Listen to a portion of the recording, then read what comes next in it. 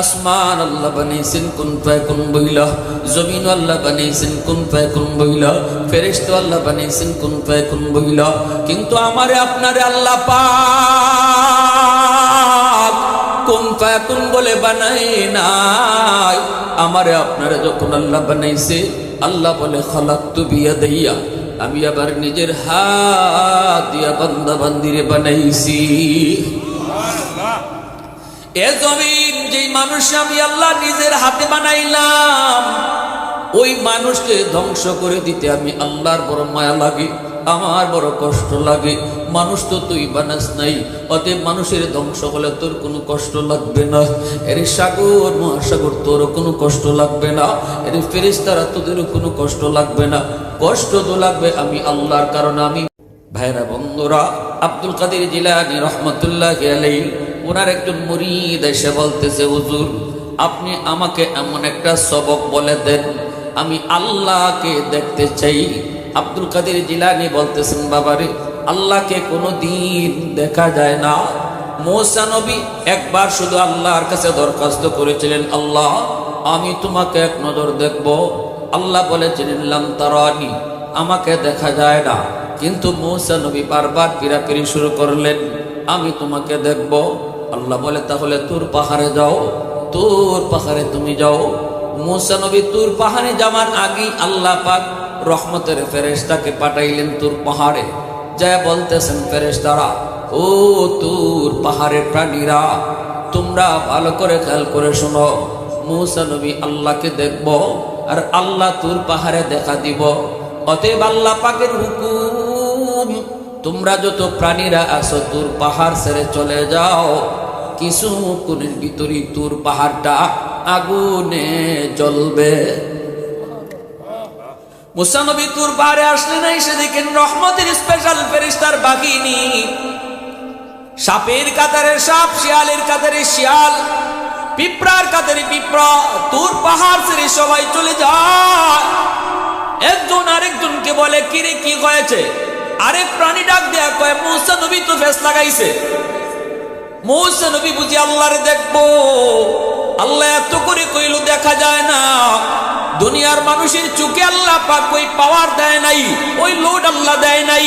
আল্লাহকে দেখে সহ্য করার মতো লোড আল্লাহ মানুষের চোখে দেয় নাই। কিন্তু এই লোডটা আল্লাহ পাক অতিরিক্ত লোড দিব জান্নাতে। আল্লাহু আকবার। জান্নাতীদের চোখে আল্লাহ পাক অতিরিক্ত লোড দিয়া দিব, যেই লোড দেওয়ার কারণে আল্লাহকে দেখে ঠিক থাকতে পারবো। দুনিয়ার জমিনে আল্লাহ কারো চোখে লোড দেয় নাই।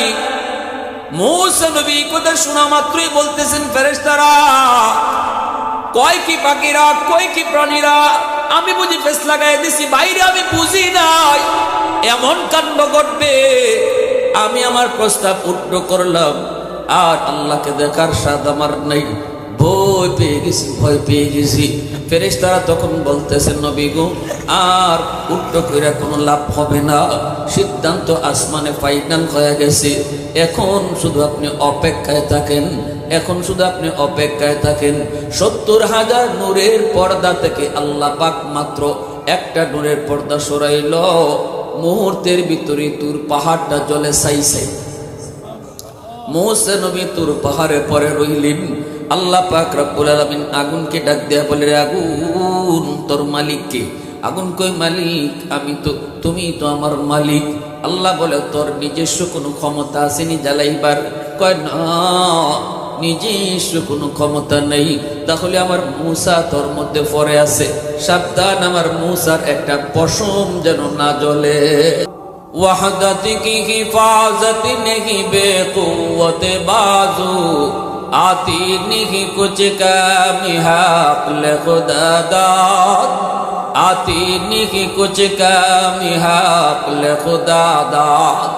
ऐ मर्द खुदा तुझको क़ुव्वत नहीं हासिल, जा बैठ किसी गार में अल्लाह को कर याद, जा बैठ किसी गार में अल्लाह को कर याद।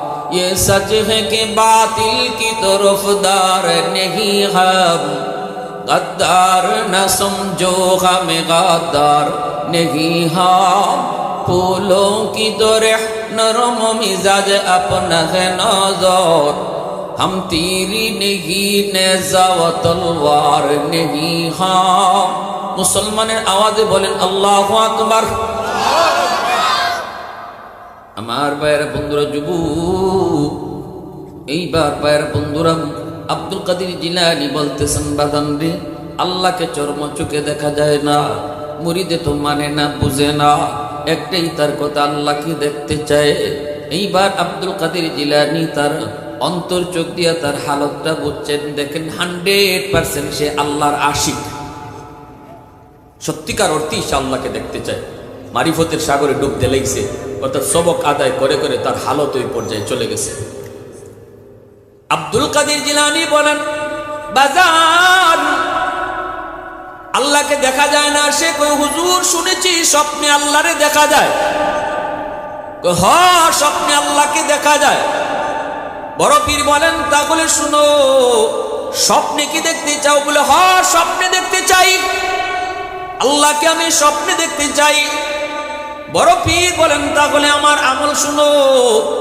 আজকে এশার নামাজ তুমি মসজিদে যাও পড়বা না ঘরেও তুমি পড়বা না যত তাড়াতাড়ি তুমি ঘুমাইতে পারবা নামাজ না পড়া তত তাড়াতাড়ি আল্লাহকে তুমি দেখতে পাবা যত তাড়াতাড়ি নামাজ না পড়ে তুমি ঘুমাইবা আল্লাহরে তত তাড়াতাড়ি স্বপ্নে দেখবা এই কথাটা শোনা মাত্রই দেখা যায় মুরিদের মাথা গরম হয়ে গেছে কয় সারা জীবন শুনলাম বড় পীর আব্দুল কাদের জিলানী হক্কানি পীর এখন দিয়া বার কয় আমি আরে নামাজ না পড়ে ঘুমাইতাম নামাজ না পড়ার সবক তো কোনো বালা ফিরে দেয় না বন্ড ছাড়া ঠিক না নি কের নমাজ কের রোজা মুসে আদাত লম্বা রাখিয়া বিড়ি টানবো আর হক মৌলা কইব হে ওই ফির আমি গেছিলাম কুমিল্লা লাকসাম এক জায়গায় কৌজুর আমরা এলাকাতে একটা ফিসাব আছে রমজান মাসে হে বাজারের উফরি দিয়া রিক্সাত বইয়া ওই বোয়ার জায়গার মাঝে বয় আর যে ড্রাইভারের জায়গার মাঝে দুই ঠ্যাং রাখে রাইকে হে মুসুন্দরিয়া রিক্সাত করে যায় দিনের বেলা দিন দুপুরে বিড়ি টানতে টানতে রমজান মাসের দিনে বিড়ি খাওয়া যায়নি দাবা হ্যাঁ এটা তো খাওয়ান না এটা হলে দুমা সারানোর সুবিধা কিন্তু তো এই ধরনের ফিরত ফির ঠিক না এখন ওই মুড়িতে কয় পিসাবে আমার এটা কি সবক দিল নামাজ না পড়ে ঘুমাই থাকতাম আর স্বপ্নে বুঝি আল্লাহরে দেখমু তো সন্দেহ লাগে রে আব্দুল কাদের জিলানী মনে হয় রেজাল আছে পরে মনে মনে কয় যদি আমি আল্লাহকে স্বপ্নে দেখি তাহলে আল্লাহরে জিগাইমু আল্লাহ তুমি কও আব্দুল কাদের জিলানী খাঁটি না ভেজাল আল্লাহরে সরাসরি জিগাইল আর যদি স্বপ্নে আমি আল্লাহকে না দেখি তাহলে ঘুম থেকে উঠে কোনো পিসাব তুমি তালাক তোমার কথা মান্য ঘুমাইছি আল্লাহরও দেখছি না এসব নামাজও গেছে পিসাব বাতিল দিব আর যদি আল্লাহরে দেখিলাই তাইলে আর মানুষে আর কইয়া কিলাম আব্দুল কাদের জিলানী খাঁটি না ভেজাল আমার নামাজ না পড়ে ঘুমাইতে কইছে আল্লাহরে সুজা জিগাইলিম আল্লাহ তুমি কইলাও সাইন আব্দুল কাদের জিলানী বালানি নাকি ভেজাল আছে তখন আল্লাহ যেটা করি এটা বেচারা গেছে গে ঘুমাইতো এসব নামাজ মসজিদেও পড়ছে না গড়ও পড়ছে না না ফিরে ঘুমাইতো গেছে ঘুম তো আয় না কি তাই না ঘুম না আইলে স্বপ্ন দেখুন যায়নি ঘুম তো আয় না দেখবো তো আল্লাহরের স্বপ্নে ঘুম আইলে তো দেখতো ঘুম তো আয় না কেমনে ঘুমাইবো যে লোকটা সারা জীবন নামাজ পড়ছে জমাতে গিয়া কোনোদিন তার নামাজ তরক হইছে না নামাজ কাজা হইছে না জমাত তরক হইছে না আজকে এই লোকটা জমাতেও গেল না গড়ও ফললো না হেন নামাজ না ফইরা ঘুমাইবো কেমনে তার শরীরে তো জ্বালা শুরু হয়ে গেছে গিয়া সত্যিকার অর্থেই যার নামাজের সাথে মহব্বত তৈরি হবে কোনো কারণে যদি তার নামাজ কাজা হয় সাথে সাথে দিলে পেরেশানি শুরু হবে ঠিক না আপনি এশার নামাজ না পড়ে যদি কোনোদিন ঘুমান ভুলে প্রতিদিন নামাজ পড়েন আজকে ভুলে আপনি নামাজ পড়ছেন না দেখবেন আমি কইয়া দিলাম আপনি না পাইলে আমার জিগাইন পড়ে আপনি ঘুমাইতে গেলে দেখবেন আপনার হুদাহুদি মশা কামড়ায় আপনার কাছে মনে হইব উলসে কামড়ায় আমি আমার কথা একদিন কইতেছি এরম আমার হইছে এরম একদিন হইছে আমি মশারি আবার লাইট জ্বালাইছি লাইট জ্বালাইয়া মশারি চেক করতেছি কোনো মশা আসেনি বালিশের তুলে উলস চেক করি না উলসও নাই মশাও নাই পরে দেখলাম যে আরে এশার নামাজ দিয়ে পড়ছি না। কি পড়ছি না? এশার নামাজ দিয়ে পড়ছি না। মূলত এটা তো উলস না। ওই নামাজ পড়ছি, পরে দেখা যায় উলস উলস নাই, আর এখন মশাও নাই, উলসও নাই। এই লোক জীবনে কোনোদিন নামাজ ছাড়ছে না। সে নামাজ না পড়ে ঘুমায় কেমনে? ঘুম তো আয় না। 10টা 11টা 12টা বাজে যেতেছি গা, একটু পরে নামাজ কাজা হয়ে যাইব। এখন চিন্তা করতেছে, আল্লাহ আমার যদি ঘুম না আয়, স্বপ্ন দেখা হইতো না, আর নামাজও যাইব, এখন কি করি? আমার দিয়ে আমও যাইব, সালাও যাইব, আল্লাহরও দেখতাম না, নমাজও যাইব। লাত্তি মাইরে লেফরে ফালাইছে। ভালো এখন দূর ভালো যেটা আছে, দূর দিকে অজু করছে। অজু কইরা আইয়া এশার 4 রাকাত ফরজ নামাজ পড়ছে। নামাজটা পইরা কয় সুন্নতটা আর পড়লাম না, পিসাবের কথাও কিছু মানি, আজকে সুন্নতটা পড়লাম না। সুন্নত না পইরা ফরজ নামাজটা পইরা ঘুমাইছে। এখন মাথার উপরে বোঝা তো দূর হইছে, ঘুমাইছে। আর ঘুম আইতে দেরি, স্বপ্ন দেখা শুরু হইতে দেরি নেই। স্বপ্নে দেখে আল্লাহর রাসূল তার গড়াইছে। আমার ভাইরা, বন্ধুরা, যুবক, আল্লাহর নবী এসে বলতেছেন, বাবা আজকে এশার ফরজ তুমি আদায় করেছো, কিন্তু সুন্নত কেন পড়ো নাই? আমার উপরে তোমার এত রাগ কেনে? সুবহানাল্লাহ। আল্লাহ নবী তার হিসাব জিজ্ঞেস করেন, কারণ ফরজ তুমি পড়েছো আল্লাহর হক, আল্লাহর বিধান, ফরজ পড়েছো, সুন্নত তো আমি রাসূলের, আমার সাথে এত জিদ কেনে? কেন তুমি এত গুসা? এই লোকটার ঘুম ভেঙে গেল, ভয়ে কাঁপতে কাঁপতে এশা ফজরের নামাজটা আব্দুল কাদের জিলানীর পিছনে পড়লো। জিলানীর পিছনে ফজরের নামাজ পড়লো। নামাজটা শেষ করে পরে বড় পীর বলতেছে, বাবা কামরায় আসো, রাতের খবর কি তুমি তাড়াতাড়ি কও। লোকটায় কয়, হুজুর রাতের খবর বেশি বালাও না, বেশি খারাপও না। কেমনে? কয় আল্লাহর দেখা পাই নেই, এজন্য বেশি বালা না, আবার বেশি খারাপও না, কারণ স্বপ্নে রাসূলকে পাইলিছি। জোরে কও না সুবহানাল্লাহ। এইবার আব্দুল কাদের জিলানী বলতেছেন, ঘটনা একটু কইলা কও। লোকটা কয়, হুজুর আপনি তো আমারে সবক দিছেন নামাজ না পড়া ঘুমাইতাম, নামাজ না পড়া ঘুমাইমু কেমনি? ঘুম তো আসে না, ঘুম না আসলে আমি স্বপ্ন দেখব কেমন করে? এজন্য লাতি মাইরা লেফ সরাইয়া ফরজটা ফেরা ঘুমাই রইছি, সুন্নতটা পড়ি নেই। এখনই কথা বলা মাত্রই আব্দুল কাদের জিলানী বলতেছে, বাজান রে, সুন্নত না পড়ার কারণে রাসূল যেভাবে তোমার এসে শাসাইছেন, ফরজ নামাজটা না পড়লে যদি তুমি ঘুমাইতে পারতা, আল্লাহ নিজে তোমারে শাসাইতেন। আওয়াজ দিয়ে কও না সুবহানাল্লাহ, আর একটু জোরে কও না সুবহানাল্লাহ।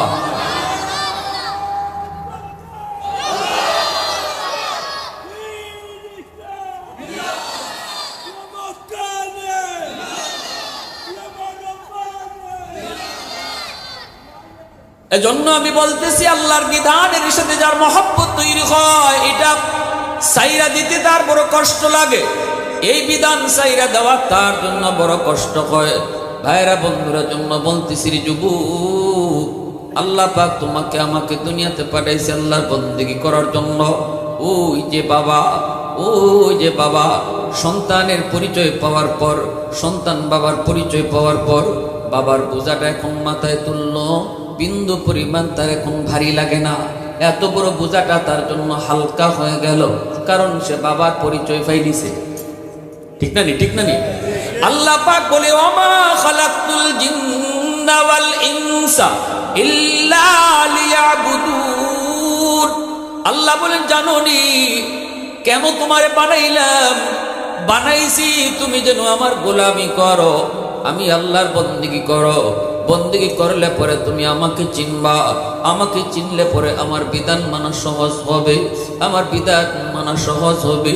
রে যুবক, এজন্য বলতেছি, আল্লাহর গোলামি কইরা একদল হয় ফেরেশতার চেয়েও দামি, আবার আল্লাহর গোলামি সাইরা আরেক দল মানুষ হয় কুকুরের চেয়েও বেশি নিকৃষ্ট।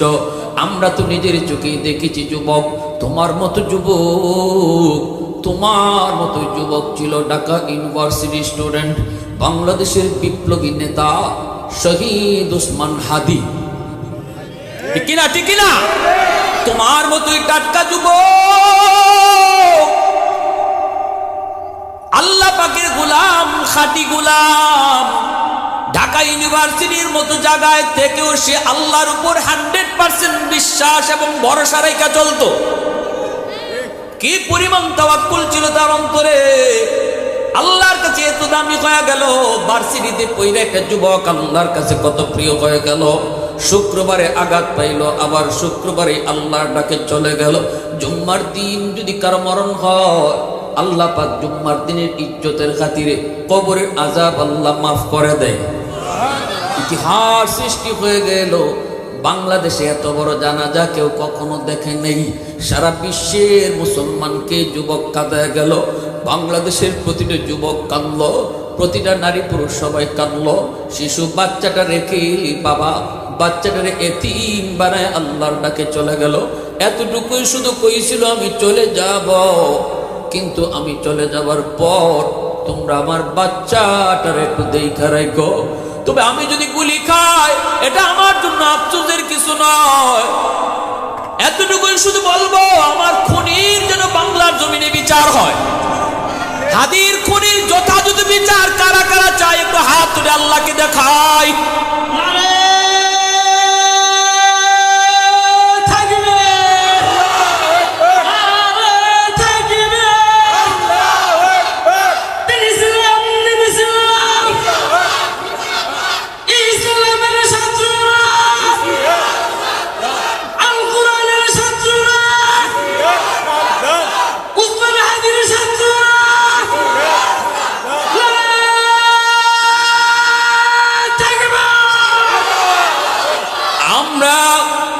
ষড়যন্ত্রকারীদের খুনিদেরকে আমরা পরিষ্কার জানাই দিতে চাই, মৌমাছির ঢিলে তুমি আঘাত করেছো, মৌমাছির চাকে তোমরা ঢিল দিয়েছো। এক হাদি যায় নাই, এক হাদি চলে গিয়া লক্ষ হাদি বাংলাদেশে জন্ম দেয়া গেল। ভুল করেছো, মৌমাছির চাকে ঢিল দিয়েছো। এজন্য ভালো করে মনে রেখো যুবক, ভার্সিটিতে বড় অসুবিধা নাই, কলেজে বড় অসুবিধা নাই, ইউনিভার্সিটিতে বড় অসুবিধা নাই, ডাক্তার হও অসুবিধা নাই, প্রফেসর হও অসুবিধা নাই, পাইলট হও তুমি অসুবিধা নাই। তবে একটাই কথা, উসমান হাদির মতো কোরআনের সৈনিক হও। নাস্তিকদের ভিড়ে যাও তুমি নাস্তিক নও, নাস্তিকদের ভিড়ে যাও তুমি কোরআনের সৈনিক হও। শিশুকালে তুমি মাদ্রাসায় পড়ো, তোমার জীবনের ভিড়টা যেন কোরআনের শিক্ষার উপরে গড়ে ওঠে। উসমান হাদির জীবনের শিক্ষা শুরু হয় মাদ্রাসা দিয়া, জীবনের শিক্ষা শুরু হয় কোরআন দিয়া, জীবনের শিক্ষা শুরু হয় আল্লাহর পরিচয় দিয়া, জীবনের শিক্ষা শুরু হয় রাসূলের পরিচয় দিয়া। ওই দেখা যায় তাল গাছ ওই আমাদের গা, এই শিক্ষা তারে দেওয়া হয় নাই, তারে শিশুকালেই শেখানো হয়েছে। ওই দেখা যায় মদিনা, ওই দেখা যায় মক্কা। এই শিক্ষা নিয়ে তুমি তোমার সন্তানকে গড়ে তুলো, তুমি তোমার সন্তানকে তুমি গড়ে তুলো।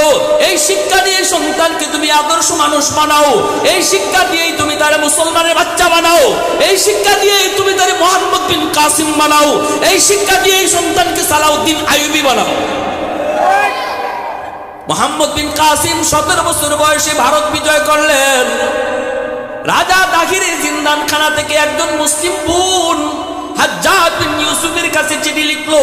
চিঠি লেখার ভাষাটা ছিল কেমন, রক্তকে কালি বানাইলো আর নিজের ওড়নাকে সে কাগজ বানাইলো। এই ওড়নাকে কাগজ বানায়া রক্তকে সে কালি বানায়া শুধু লিখলো, আমিরুল মুমিনিন, ও মুসলমান মুসলিম খলিফা, তুমি হাজ্জাজে আসো, আরামে ঘুমাও, আরামে খাও রাজ দরবারে, কিন্তু জানো কি তোমার একজন মুসলিম বোন অত্যাচারী জালেম বাদশার জিন্দানখানায় বন্দী।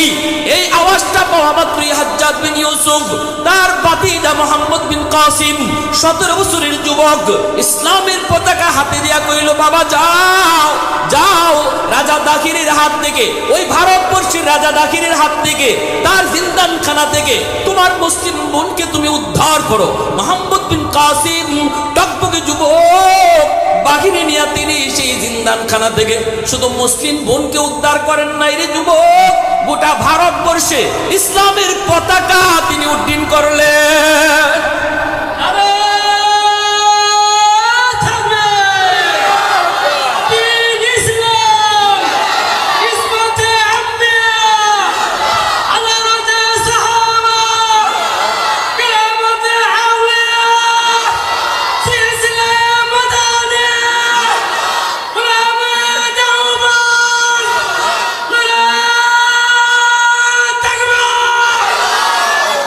এজন্য আমার ভাইরা বন্ধুরা যুব হাত জোর করে বলবো, কলেজে পড়ো তুমি আমার মুসলমান ভাই, ঢাকা ইউনিভার্সিটিতে পড়ো তুমি আমার মুসলিম ভাই। আমার অন্তরে নবীর প্রেম যেই পরিমাণ, তোমার অন্তরে নবীর প্রেম সেই পরিমাণ, ঠিক না জোরে কও। ভালো করে তোমাকে বলবো, যুগ পরিবর্তনের আওয়াজ চলে এসেছে, আবহাওয়া চেঞ্জ হয়ে গেছে। এখন আর মৌলবাদী কয়ে ট্যাগ দেওয়ার কোনো সুযোগ নাই, এখন ধর্মান্ধ কয়ে গালি দেওয়ার কোনো সুযোগ বাংলার পরিবেশে আর নাই, ঠিক কিনা জোরে কও। এখন আমরা বলবো কলেজের ছেলেরা এরাও সৈনিক, ভার্সিটির ছেলে সেও একজন মৌলবাদী। হ্যাঁ, আমরা মূল নিয়ে আসি, ইসলাম নিয়ে আসি। এজন্য যদি আমাকে মৌলবাদী বলো, তাহলে ওসমান হাদি ঢাকা ইউনিভার্সিটি থেকে খাঁটি মৌলবাদী, ঠিক না? গর্ব করে বলবা, হ্যাঁ ইসলাম মানার কারণে যদি আমি মৌলবাদী হই, হ্যাঁ আমি মৌলবাদী, ঠিক না? আমি আমার আল্লাহ রসুলকে দিলে ধারণ করার দ্বারা যদি আমি মৌলবাদী হই, অবশ্যই আমি মৌলবাদী। প্যারে হাজিরিন, এজন্য আল্লাহ পাক বলেন যৌবন, যৌবনকাল আল্লাহর কাছে বড় দামি। আল্লাহ পাকের গোলামি যারা জমিনে করবো তাদের উসিলায় আল্লাহ পাক জমিন টিকায় রাখলো। এই জমিনে আল্লাহর গোলামি আছে বিদায় আল্লাহ জমিন টিকায় রাখলো। নতুবা ওই পরিমাণ দেখেন তো, উসমান হাদিকে যেই বেঈমানি গুলি করছে, যেই নাফরমানি গুলি করছে, এর নাম হলো ফয়সল। বলুন তো, ফয়সল একটা যুবক, উসমান হাদিও একটা যুবক, কিন্তু এই দুইজনের ভিতরে তফাৎ আছে না নাই? একজন মরলে পরে মানুষে কইব কুত্তা মরছে, কুত্তা মরছে, জানা যায় কেউ হাজির হবে না। কিন্তু উসমান হাদির জানা যায় কোটি মানুষের হাজিরা। উসমান হাদির বাপ মা বাপ মা, খুনি ফয়সলের বাপ মা বাপ মা, তফাৎ আছে না নাই? আরো জোরে কেউ তফাৎ আছে না নাই? এজন্য বলি যুবক, এমন জীবন তুমি করো হয় গঠন, মরিলে হাসিবে তুমি, কাঁদিবে ভুবন। তুমি হাসতে হাসতে চলে যাবে, কিন্তু কাঁদবে গোটা দুনিয়া, কাটবে তো গোটা ভুবন। এজন্য বলি শুনো, তোমার ওই গোলাপের কারণে আল্লাহ পাক জমিন টিকায় রাখছে। ওই নাফরমান খুনি ফয়সালের কারণে জমিনে গজব আসতে চায়। ওর মতো হাজারো ফয়সাল জমিনে এখনো চুপে কাপড়ি মেরে বসা আছে, এর মতো হাজারো খুনি গাপটি মেরে বসা আছে। নাফরমানদের কারণে জমিন আল্লাহ ধ্বংস করে দিতে চায়। জমিনই ধ্বংস আল্লাহর কাছে ডাইকা আনে। হাদিসে কুদসি বলতেছে, আল্লাহ বলেন, আলা কুল্লা ইয়াউমিন ওয়াল আরদা ইস্তাজিলু রাব্বাহু ওয়াল মালাইকাতু ইস্তাজিলু রাব্বাহু ওয়াল বাহরা ইস্তাজিলু রাব্বাহু। হাদিসে কুদসিতে আল্লাহ বলেন, জানোনি প্রতিদিন জমিনের মধ্যে যেই পরিমাণ গুনাহ হয়, যেই পরিমাণ নাফরমানি হয়, যেই পরিমাণ খুন খারাপি হয়, যেই পরিমাণ মজলুম তারা নিপীড়িত হয়, দুর্বলের উপর আক্রমণ হয়, আমি আল্লাহ সব কিছু দেখতেছি। এই জুলুমের কারণে জমিন প্রতিদিন আমার কাছে আবদার করে। সকালবেলায় জমিনে আমার কাছে দরখাস্ত করে, আল্লাহ আমি জমিন আর কত গুনাহ দেখব, আর কত নাফরমানি দেখব গো আল্লাহ। ও মালিক, কোরআনের সৈনিকরে গুলি করে পালায় যায়, এই দৃশ্য আমি জমিন আর কত কাল আমি দেখবো গো আল্লাহ।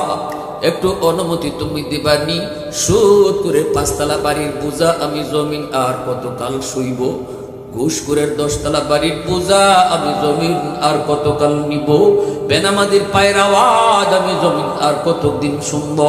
আল্লাহ তুমি অনুমতি দিবানি, আবতালিউ ইবনা আদম ফি করি, নাফরমান গুলাকে আমি গিলে ফেলবো। আল্লাহ পাক রব্বুল আলামিন তখন জমিনে ধমক দেয়। আল্লাহ পাক রব্বুল আলামিন কইরে, জমিন, এ জমিন তুই ভালো করে শুন, আমি আল্লাহ দেখতেছি এই জমিনে কত গুনাহ হয়, কত অত্যাচার হয়, কত জুলুম হয়, কত নাফরমানি হয়। এরপর আমি কেন নগদ ধরি না জানুনি? কেন আমি নগদ ধরি না জানুনি? কেন আমি তুই জমিনকে 100% ভূমিকম্পের অনুমতি দেই না? 5.9 পয়েন্টের ভূমিকম্প গেল শুক্রবারে। এই শুক্রবারের ভূমিকম্পে দুনিয়া কাঁপলো, বাংলাদেশ কাঁপলো। ঢাকা শহরে আমরা দেখলাম বাবা ছেলে সন্তান রাইকে দৌড় দিছে, মা সন্তান রাইকে দৌড় দিছে।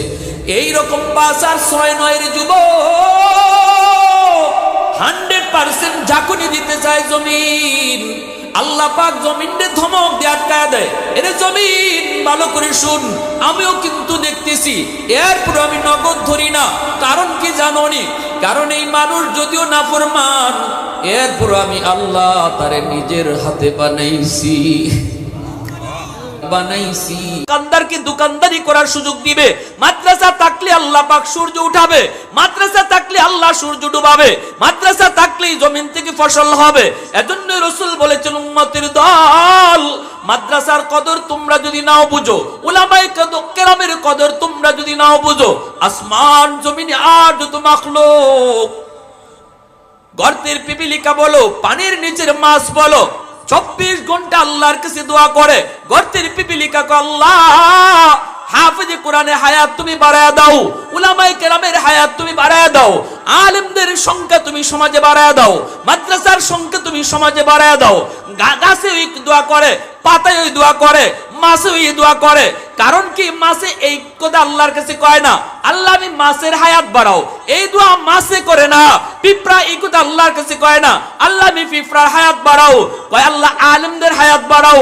কারণ ওরা জানে উলামায়ে কেরামের হায়াত বাড়লে জমিনের হায়াত আল্লাহ বাড়ায় দেয়, জমিনের হায়াত বাড়লে আমি মাছের হায়াতও বেড়ে যায়। এজন্যই ভাইরা বন্ধুরা, আল্লাহ পাক বলেন, যতদিন পর্যন্ত জমিনের ভিতরে কোরআনের আওয়াজ চলবে, কোরআনের তিলাওয়াত চলবে, কোরআনের তালিম চলবে, কোরআনের শিক্ষা জমিনে চলবে, ততদিন আমি আল্লাহ আসমানের জায়গায়, জমিনের জায়গায় দাঁড় করায় রাখবো। এইবার তুমি বলো, সরকার হও আর বিরোধী দল হও, কার উসিলায় আল্লাহ তোমারে টিকায় রাখছে? মাদ্রাসার উসিলায়, আলেম উলামার উসিলায়, ঠিক না?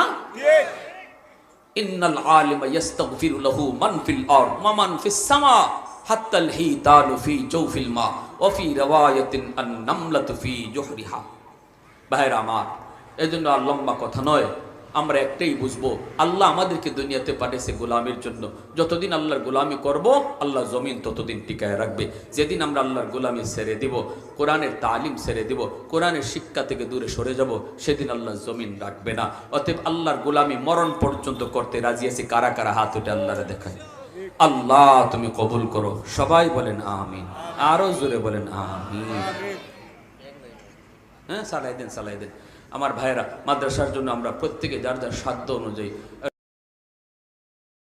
জানুনি আমাকে চিনে না যারা, আমার ভয় যার অন্তরে নাই, আমার পরিচয় যার দিলে নাই, তার জন্য নামাজ পড়াটা বড় কঠিন।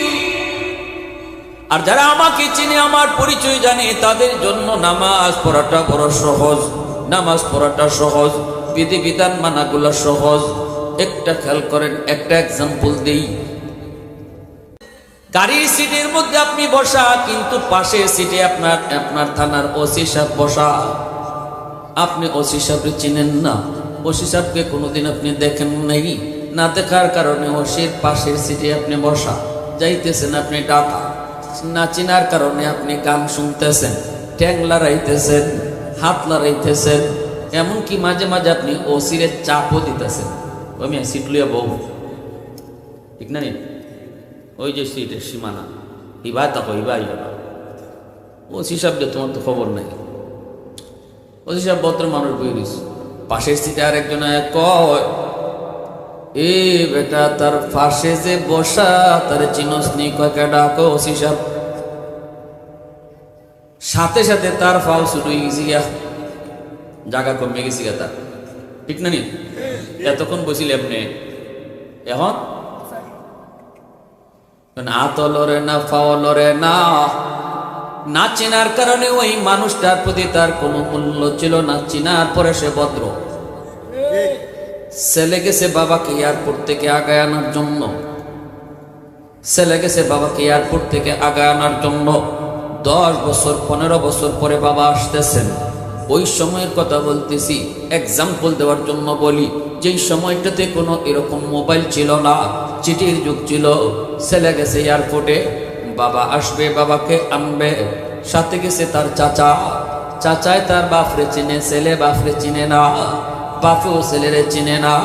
এয়ারপোর্টে গিয়ে দাঁড়ায় রইল, বাবা আসবে, বাবাকে নিবে। এই অবস্থায় চাচা অল্প টাইমের জন্য একটু চা খাইতে গেছে। চাচা একটু দূরে গেছে চা খাইতে। ইন দি মিন টাইম তার বাবা বের হইয়া সন্তানের কাছে আসছে। বাবাও ছেলে চিনে না, ছেলেও বাপরে চিনে না। মুরব্বী মানুষ ছেলের কাছে এসে বলতেছে, বাবা যুবক, এই বোঝাটা আমার অনেক ভারী বোঝা, একটু আমার তোমার মাথায় তুইলা ওই জায়গাটা একটু আগায় দিবানি। ছেলে তখন বাপরে কয়, আমি আপনার বোঝা টানার জন্য আসি নাই, আমি আমার আব্বার লাগিয়েছি। কিতা কয়, এই বোঝা নেওয়ার জন্য আমি আসি নাই, আমি আমার বাবার জন্য এসেছি। বাবাই বারবার বলতেছে, বাবা আমি বুড়া মানুষ, কিন্তু ছেলে রাজি হয় না, কখন আমার বাবা চলে যাবে গো, বাবার জন্য আমি হাজির হয়েছি, আপনার জন্য তো আসি নাই। এই অবস্থার ভিতরে চাচায় দূর থেকে দেখছে, দেখে চাচায় মাথায় হাত দিয়ে ফেলছে, হায় হায় আমার বাতিজা করতেছে কি। দৌড়ে এসে বলতেছে, বাজান রে, যার বোঝা নেওয়ার জন্য তুমি এয়ারপোর্টে আইছো, ইনি তোমার আব্বা। সাথে সাথে ছেলে বাবাকে বুকে জড়ায় দুইরা কান্না করে, বাবাও ছেলের দুইরা কান্দে।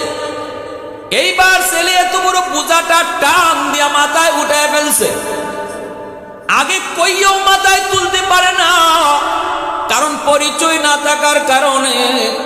এখন পরিচয় পাওয়ার পর এত বড় বোঝাটা তার আর বোঝা মনে হয় না, হালকা হয়ে গেছে। বোঝাটা তার মাথায় তুলতে আনন্দ লাগতেছে। ঠিক তেমনি আল্লাহ পাক রব্বুল আলামিন কয়, বান্দা আমার হুকুম আহকামগুলি মানার কারণে তুমি যখন আমাকে চিনবা, তখন আমার বিধান পালন করা তোমার জন্য সহজ হবে। নামাজ পড়াটা তোমার জন্য সহজ লাগবে, রোজা রাখাটাও তোমার জন্য সহজ লাগবে, যদি আমাকে তুমি চিনতে পারো। আমাকে চিনে না যারা, তাদের জন্য নামাজ পড়া বড় কঠিন, ঠিক না? হ্যাঁ, এই কথাটা আল্লাহ পরিষ্কার বলেছেন।